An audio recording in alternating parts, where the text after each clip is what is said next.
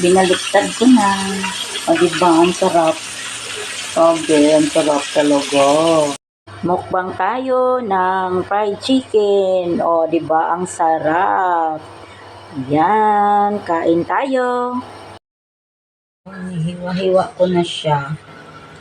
Ng ganito para mag-marinate ako. I-marinate ko siya. Mamayang hapon ko na siya lutuin. Para magsuksik yung sarap. Follow my page, vlogger din kayo kay Singapore at saka YouTube channel. Follow po kayo. Tapos lagyan ng black pepper. Lagyan natin ng black pepper para masarap.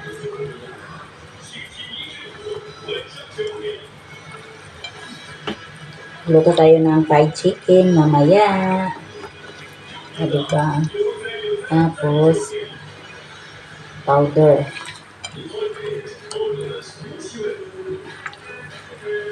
Black pepper powder. Ayan. Tapos kung gusto nyo may anghang talaga na anghang, lagyan nyo ng sili sauce. Nasa sayo na yan. Kung gusto mo siya lagyan ng sili sauce. Diba? Yan. Kung gusto nyo manghang. Nasa sayo lang yan. Kung gusto mo talaga manghang. So, diba? Gusto mo na anghang na anghang.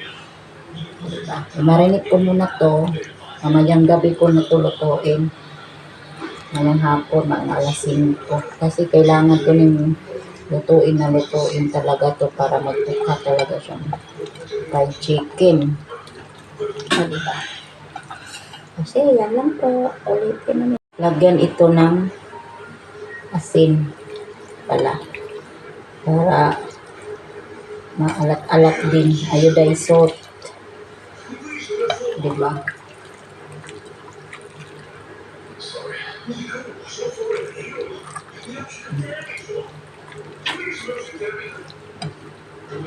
Yan lang po.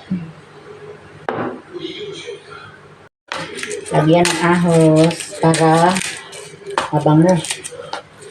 Ito lang po na yan. Lagyan natin ng ahos.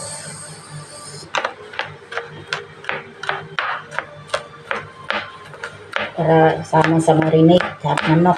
Diba? Hello, gawa tayo ng gravy para sa fried chicken mamaya. O diba? Ayan. Gawa tayo ng harina. Actually, kailangan to ng beef cubes eh. Kaso wala akong beef cubes. So, pwede na lang yung seasonings natin, yung may paminta, at saka kutsara ng harina. Saka tubig, isang cup na tubig.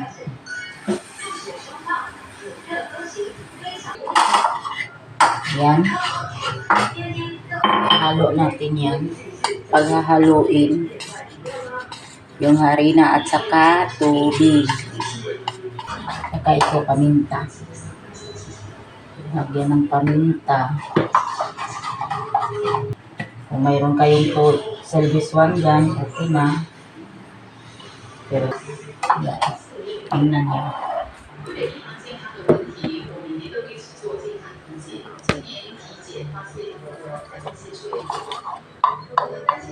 Ayan.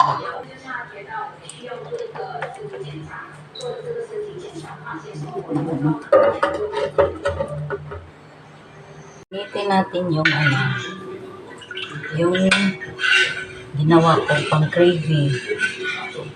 Yan. Hanggang maglapot yan.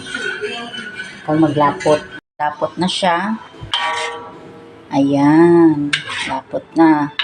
So, pag malapot na, iset aside natin yan para magprito sa manok. So, tingin nyo, sobrang lapot. Nasa sayo na yan. Lagyan mo ng konting init na tubig.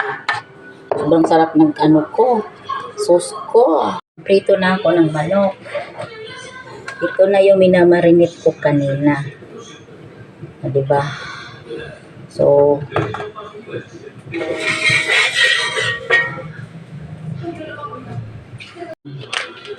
lagyan natin ng ano tayo ng harina. Diba? Ayan. Kahit hindi nalagyan ng paminta, actually, dapat lagyan ng paminta. Masarap.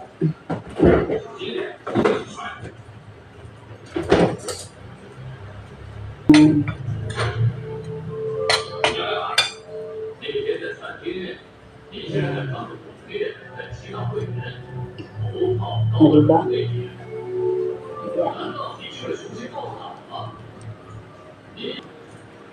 Magpainit na tayo ng mantika. Ilagay na natin yung manok.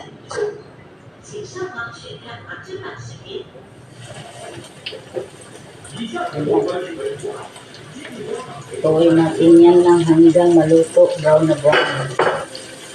Dami pala nito. Ito mamaya.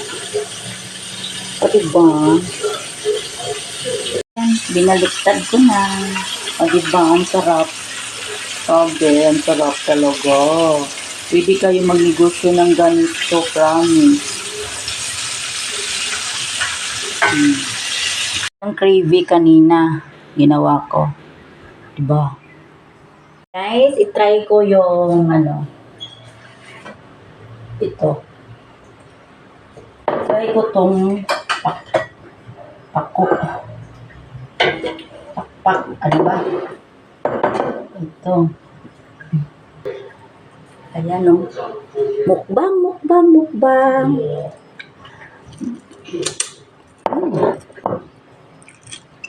Sarap. Promise di kayo magsisi. Ganyan yung itong negosyo. Pilipinas, pag OFW ka. Harap. Promise. Ganyan ko itong negosyo pag uwi ko. Bye.